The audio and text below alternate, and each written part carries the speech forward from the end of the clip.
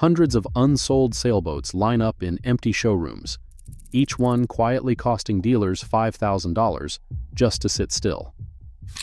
In the past year, panic has turned to paralysis as America's best-known brands edge toward collapse. A silent debt spiral threatens Beneteau, Catalina, Hunter, and 4 others with extinction before 2026. What triggered this market freefall, and why are these 7 names the first on the chopping block? The hidden mechanics reveal a crisis far deeper than anyone admits. Dealers across the country rely on a system called floor plan financing to stock their showrooms with new boats. Instead of paying up front, a dealer borrows money from a lender for each sailboat on the lot.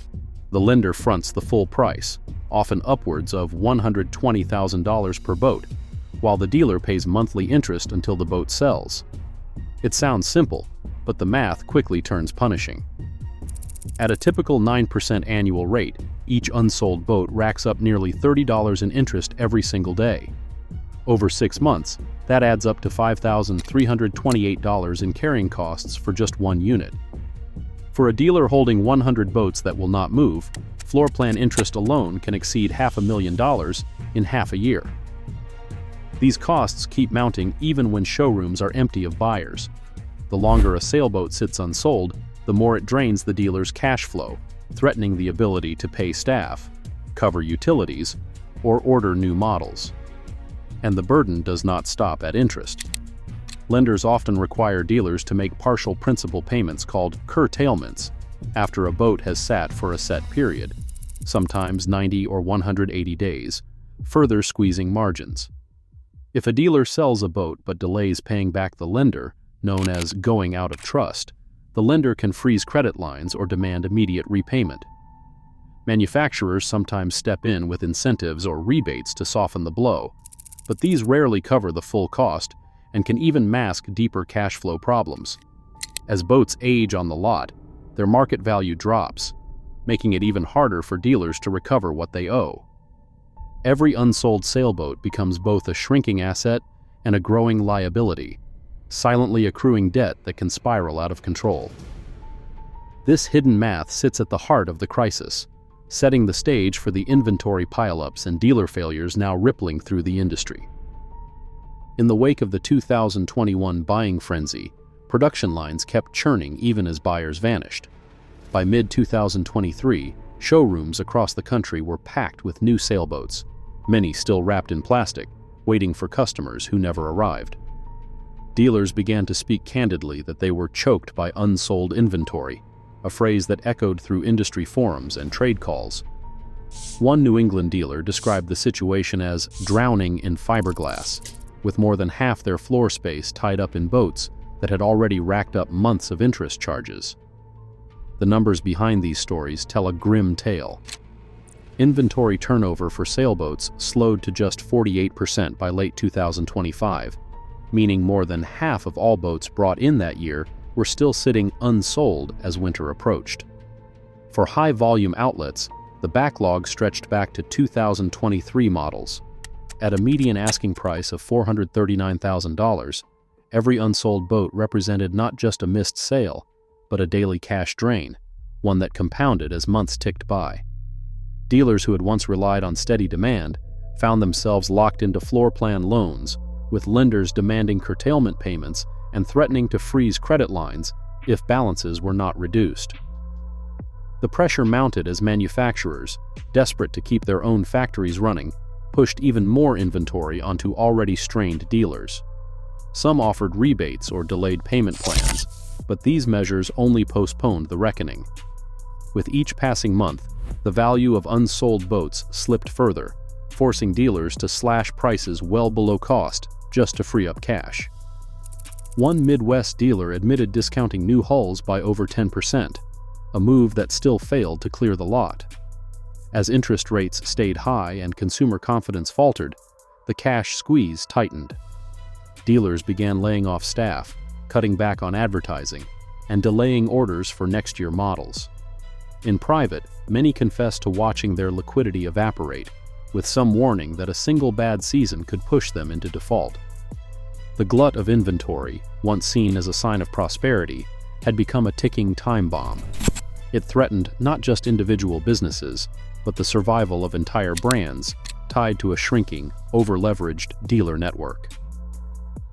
In February 2024, a single letter from M&T Bank set off a chain reaction that would ripple through the entire sailboat supply chain. The letter, addressed to one of the country's largest marine dealers, demanded immediate repayment of more than $100 million in outstanding floor plan loans.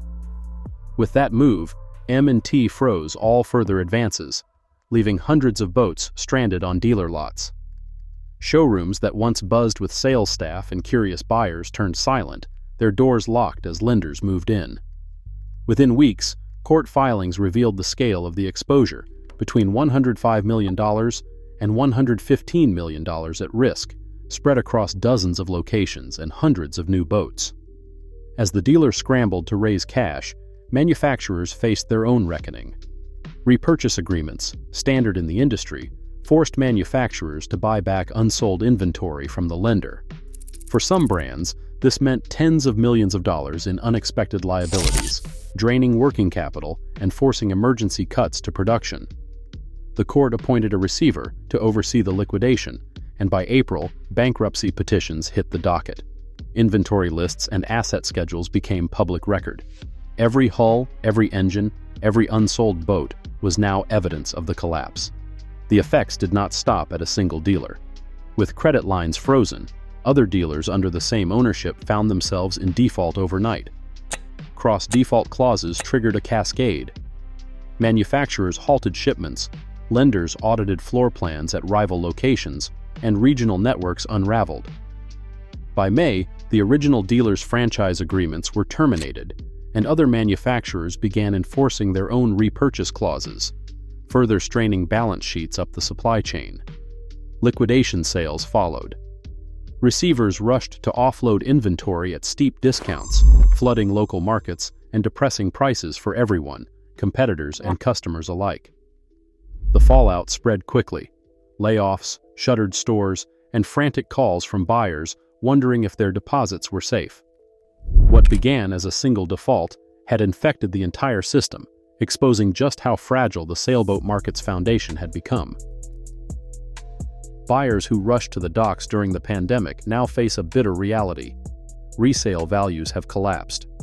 In late 2025, the median discount on new sailboats widened to 7.2%, the sharpest in over a decade. Owners who paid top dollar just 2 years ago are underwater, watching listings pile up as offers come in well below what they owe. For many, the dream of sailing has become a financial trap. Dealer closures have left buyers stranded without service or warranty support, and shrinking networks mean fewer places to even try selling a boat. The pain is not spread evenly. 7 brands stand at the edge, each battered by its own set of problems. Beneteau, the largest by volume, reported a 27% revenue drop in its sailing division for the first half of 2025. United States dealer attrition is accelerating, with warranty parts delays and a backlog of unsold boats weighing down the network. Catalina, once a backbone of American cruising, has seen its dealer count shrink to barely 24. Production has slowed, with some factories running on half shifts and persistent parts shortages, leaving owners waiting months for repairs. Hunter, now under the Marlowe Group, is in retreat. Fewer than 10 active United States dealers remain, and output has fallen to single digits per month. Repeated reports of payroll delays and service complaints hint at deeper trouble. Bavaria's United States footprint is fading fast. Imports are down more than 15% year over year, and their largest East Coast dealer is openly seeking other brands. Hansei, too, is losing ground. United States sales have dropped for 3 consecutive half years, and several key dealers have walked away. Tartan, a boutique American builder, is barely holding on. Production is in the single digits, vendor debts are mounting, and a factory shutdown in 2024 left workers unpaid for weeks. Freedom, once a pioneer in innovation, now exists mostly in name. With just a handful of custom builds and no true dealer network, its survival depends on a single operator's health. For owners and buyers, these brand struggles mean more than lost value. They spell ongoing uncertainty about service, support, and even the future of the boats themselves. The collapse of trust is nearly complete. As the market contracts, these 7 names face a reckoning that few are likely to survive.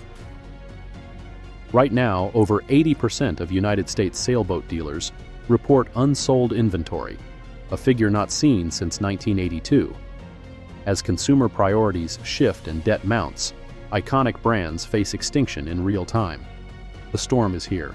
Survival depends on how and if the industry adapts. Share your perspective below.